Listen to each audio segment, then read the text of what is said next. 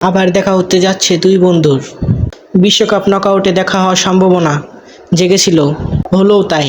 শেষ চারে ওঠার লড়াই, এবার মুখোমুখি দুই বন্ধু। একসময় একসঙ্গে খেলেছিলেন প্যারিস সেন্ট জার্মেইর পিএসজি হয়ে। এবার আরেকবার দুজনকে মাঠে দেখতে হবে প্রতিপক্ষ হয়ে।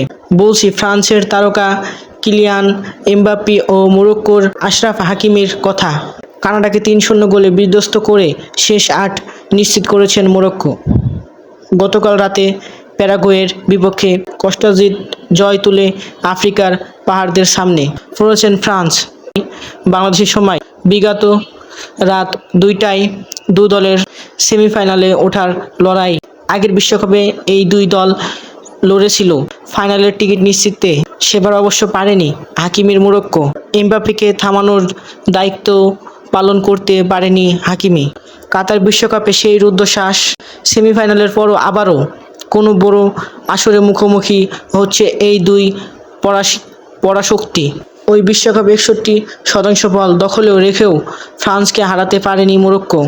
এছাড়াও দুদেশেরই অন টার্গেটে শট ছিল ৩টি করে। ম্যাচটি ২-০ গোলে ব্যবধানে জিতে ফাইনালে টিকিট পায় ফ্রান্স। ওই ম্যাচের আগে যখন মরক্কো সেমি নিশ্চিত করে, তখন এমবাপ্পে তাকে অভিনন্দন জানান।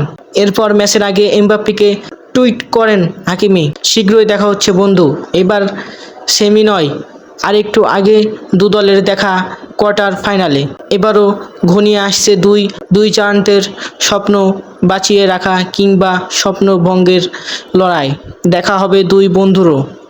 একজন হয়তো কেঁদে মাঠ ছাড়বে, অন্যজন তাকে সান্ত্বনা দিতে এগিয়ে কাঁদবেন সুখের কান্না।